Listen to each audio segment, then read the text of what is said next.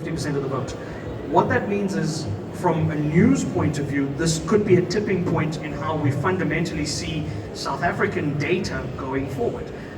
Francois and I had an offline discussion around the data points that you look at in South Africa, right? And you and I spoke about this as well, Adam, to say there used to be a time where you would look at the unemployment rate in South Africa. Now unemployment is at 32.9%, it's not even a factor. We're only really concerned if it comes below 30%.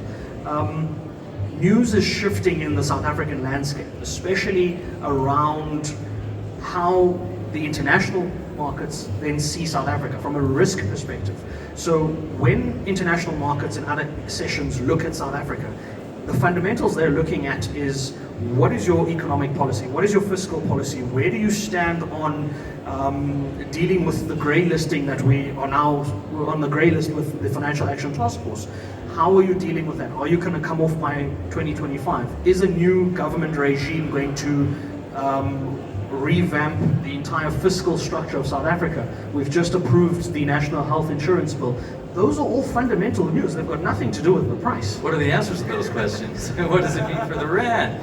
I mean, and I think about just about election night itself as well. You know, how do you trade it? And you know, just to touch on that quickly, and then on the liquidity that might be there or might not be there on a Wednesday night election. I mean, just to follow up on what Jimmy's saying there, I mean, you're not just looking at it in the fact of the stability of the point. I mean, you're looking at it at the point of, you have potential political parties which are going to come in and shape the country in very different directions. You could have the DA, for example, could take a majority, and it could change. And from the sentiment I'm seeing, there's very high price points on that.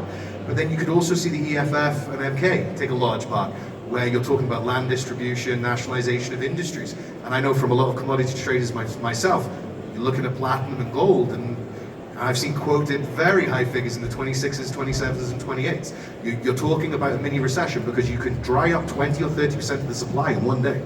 And that's the problem. And if you have people with uncertain choices and uncertain directions, it creates uncertainty, and people would rather jack the prices high now than risk it hitting 3,000 or 3,200. We don't have to worry about the deliverable markets. It's the futures markets that panic, because you're talking about big traders with billions of dollars of portfolios buying on 30, 60, and 90-day deliverables. So they're looking at what's happening in the future. So they don't care about today's price, they care about what it's going to be in 2 months and 3 months, because that can hurt their bottom line by hundreds of millions of dollars. And so I like the point that you bring up, Fraser, because as a trader who's sort of transitioned from your entry-level trading, and Francois can attest to this as well, there's certain things that you look for in news when you are a retail trader, and that news lines up with your retail strategy.